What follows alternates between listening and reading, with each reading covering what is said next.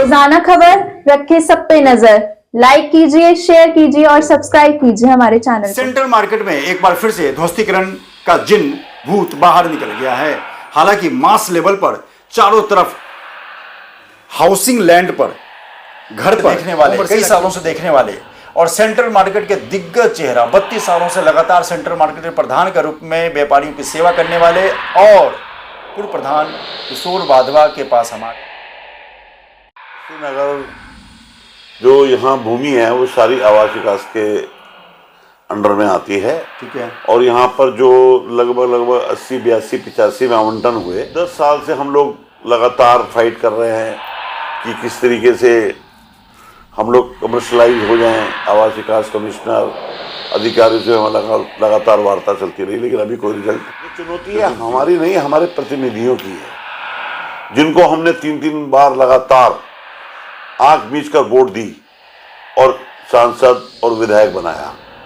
मेरा मानना तो जब हियरिंग हो रही थी आप अपनी बात रखी। देखिए, हमारे वकील ने सब जवाब दिए। हमने यहाँ की वीडियोग्राफी, फोटोग्राफ्स और बड़े बड़े शोरूम और कंपनियों का आउटलेट हमने सब डिटेल सुप्रीम कोर्ट को दे रखी है। आवास विकास की आंखों के सामने अभी भी शास्त्री नगर में काफी कॉमर्शियल रिहायशी मकानों पर शोरूम बन रहे हैं। अगर आवास विकास को अधिकारी को देखना है तो हमारे साथ रोजाना खबर के साथ चले।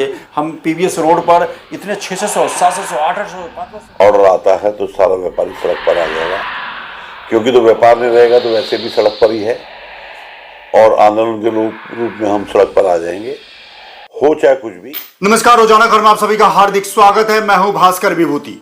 लगातार मेरठ की धड़कन रोजाना खबर मेरठ के रूट लेवल पर जाकर आम जनमानस की खबरों या व्यापारियों की खबर को प्रमुखता से दिखाने की कोशिश करता है। सेंट्रल मार्केट में एक बार फिर से ध्वस्तीकरण का जिन भूत बाहर निकल गया है। हालांकि मास लेवल पर चारों तरफ हाउसिंग लैंड पर, घर पर कॉमर्शियल एक्टिविटीज हो रहे हैं। चाहे अब जगती बिहार को देख लीजिए, शास्त्री नगर के आरटीओ रोड को देख लीजिए, सब कोठी है, सब रिहायशी इलाके हैं। वहां सबने अपने घरों के बाहर दुकानें खोल रखी हैं। ये एक चलन में आ चुका है। अब इसमें किसी प्रकार की कोई भी ऐसी बात नहीं है, रोजी रोटी का मामला होता है। लेकिन शास्त्री नगर में वो पुराना मामला अभी भी चल रहा है। एक बार कहते हैं ध्वस्तीकरण कार्रवाई का जिन बाहर निकला है, जिससे व्यापारियों में फिर से हड़कंप मच गया है।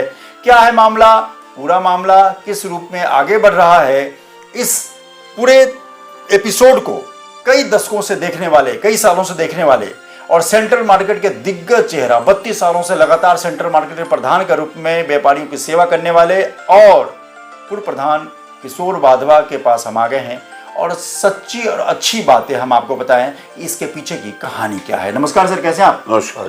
विभूति, पूरा मामला क्या है, ये पूरा है क्या, एक एक शब्द समझाइए हमारे। देखिए, शास्त्री नगर जो यहाँ भूमि है वो सारी आवास विकास के अंडर में आती है। ठीक है। और यहाँ पर जो लगभग 80, 82, 85 में आवंटन हुए वो रेजिडेंशियल प्लॉटों के हुए, क्योंकि जनता की मांग है, जहाँ रिहायशी होगी वहाँ दुकानों की जरूरत भी है। अब आप ये देखिए कि ए ब्लॉक से लेके एल ब्लॉक तक, सेक्टर 1 से लेकर के 13-14 सेक्टर तक शास्त्री नगर का इतना बड़ा एरिया है कि आप ये मान लीजिए कि लगभग 5 किलोमीटर के रेडियस में ये सेक्टर और ब्लॉक बैठते हैं। इतने बड़े एरियाज में सिर्फ 40 से 50 कमर्शियल दुकानों का होना, बहुत ही छोटी एक एरिया को आवंटन किया गया। और जबकि लाखों की संख्या में अब यहाँ पर लोगों की रिहाइशें हैं और आज की डेट में मार्केट इतना बड़ा हो चुका है कि लगभग अब भी 8-10 हजार कमर्शियल गतिविधियां चल रही हैं जो आज भी इनकी मांगों को पूरा नहीं कर सकती। तो सन 2014 में हमारे प्लॉट पर 661/6 पर हाई कोर्ट द्वारा ध्वस्तीकरण का ऑर्डर हुआ और हम लोग उस ऑर्डर के अगेंस्ट सुप्रीम कोर्ट गए, जहां हम लोगों को स्टे मिल गया। अब 10 साल से हम लोग लगातार फाइट कर रहे हैं कि किस तरीके से हम लोग कमर्शलाइज हो जाएं। आवास विकास कमिश्नर अधिकारियों से लगातार वार्ता चलती रही, लेकिन अभी कोई रिजल्ट बिल्कुल जीरो है। अब दोबारा से हमारी फाइल ऑर्डर पर आ गई है और आवास विकास द्वारा भी इन लोगों ने जवाब मांगा है कि आप ये बताइए कि ये वीर सिंह के नाम से अलॉटमेंट हुआ था। यहाँ पर तो एक वीर सिंह नहीं, यहाँ तो हजारों वीर सिंह है। क्या इस वीर सिंह को ढा दूं और बाकी वीर सिंहों को ना ढाऊं?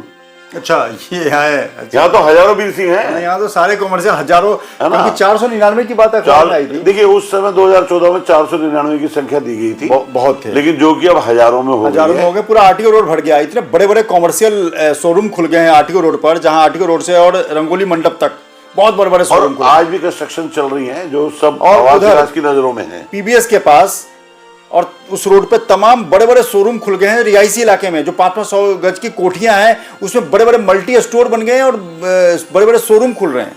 देखिए अब जो भी निर्णय आएगा, मैं ये नहीं कहता कि मेरी बिल्डिंग या वो कह देगी 2000 बिल्डिंग को ढा दो। सब व्यापारी भाई हैं, हमारी भी नहीं ढहनी चाहिए तो किसी अन्यथा व्यापारी की भी बिल्डिंग नहीं ढहनी। अभी मामला सुप्रीम कोर्ट में है।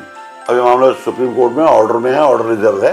कभी भी ये ऑर्डर आने से एक दिन पहले सुप्रीम कोर्ट के पोर्टल पे रात में ये डिक्लेयर हो जाएगा कि अच्छा, हियरिंग पूरी हो चुकी है, सुनवाई पूरी हो चुकी है।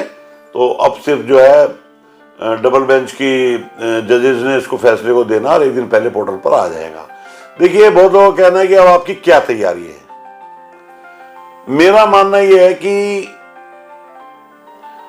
हम व्यापारी जो भरोसा करते हैं वो अपने प्रतिनिधियों पे करते हैं। ये जो चुनौती है हमारी नहीं, हमारे प्रतिनिधियों की है, जिनको हमने 3-3 बार लगातार आंख मीच कर वोट दी और सांसद और विधायक बनाया। देखिए मैं ये नहीं कहता कि कोई भी किसी को व्यापार दे सकता है, लेकिन व्यापार उजड़ने से तो बचाया जा सकता है। ये प्रतिनिधियों को देखना है कि इस व्यापारियों को जो इतनी बड़ी विपदा आई पड़ी है।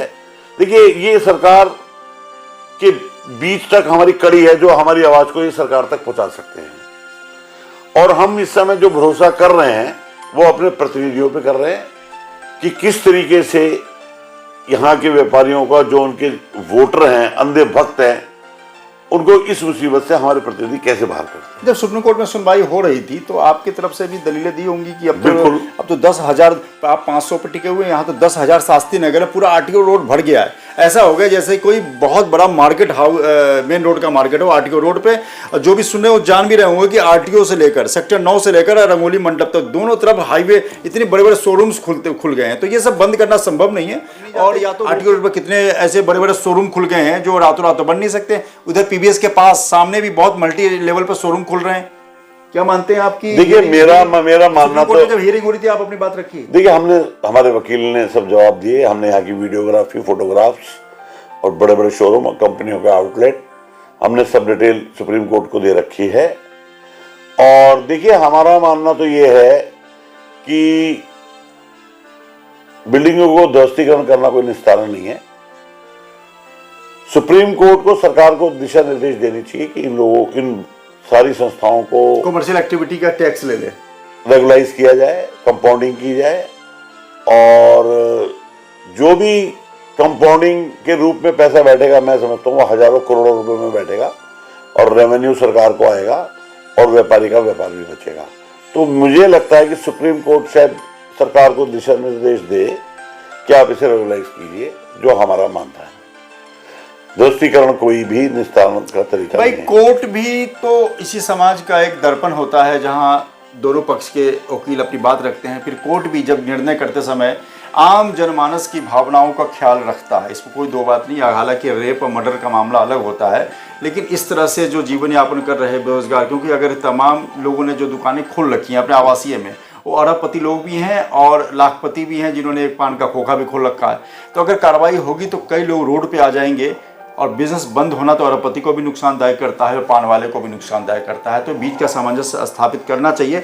और इसमें एक पहल सरकार की तरफ से भी एक बात रखी जानी चाहिए थी कि चलिए जो हो गया है, आवास विकास को भी कड़ी फटका लगनी चाहिए कि आवास विकास की आंखों के सामने अभी भी शास्त्री नगर में काफ़ी कॉमर्शियल रिहायशी मकानों पर शोरूम बन रहे हैं। अगर आवास विकास को अधिकारी को देखना है तो हमारे साथ रोजाना खबर के साथ चले।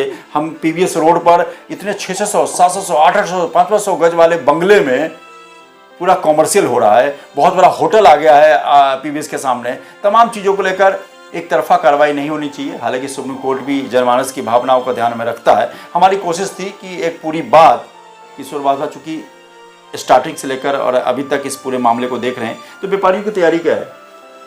देखिए, यदि हमारे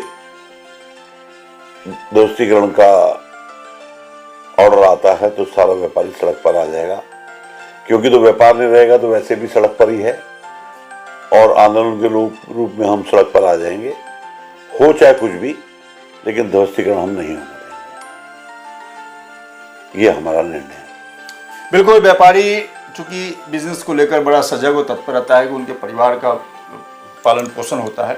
हालांकि आवास विकास मेरी नज़रों में सबसे बड़ा दोषी है, क्योंकि जो गलती कर रहा है उस समय अगर उसको नहीं रोका, जिस समय जिस जेई एक्शन सुपरिटेंडेंट के सामने आरटीओ रोड, आवास विकास आरटीओ रोड पर है, उसी आवास विकास के चारों तरफ कॉमर्शियल एक्टिविटी चल रही है, उसी के आंखों के सामने सारे रिहायशी मकानों पर शोरूम बन रहे हैं, और वो खरबों के शोरूम बन रहे हैं, बड़े बड़े आउटलेट आ रहे हैं, बड़े बड़े। क्या ये आवास विकास के अधिकारी जो आते हैं देखते नहीं है? वो बनते रहने देना चाहते हैं, कार्रवाई तब नोटिस भेजते हैं, फिर नोटिस की खानापूर्ति कर लेते हैं। सवाल यह है कि आवास विकास भी तो इसमें दोषी है, उसके अधिकारी भी दोषी हैं कि रातों रात ये काम कैसे हो गया। अगर इलाके में चैन स्नैचिंग की तमाम घटनाएं क्राइम की हो रही हैं तो पुलिस रिस्पॉन्सिबल आप मानते हैं या होता है, तो फिर होती है, तो फिर ऐसे में आवास विकास गुनाहगार क्यों नहीं? सोचिएगा, क्योंकि सोचना आपका काम है और बताना हमारा काम है। नमस्कार। रोजाना खबर रखे सब पे नजर। लाइक कीजिए, शेयर कीजिए और सब्सक्राइब कीजिए हमारे चैनल को।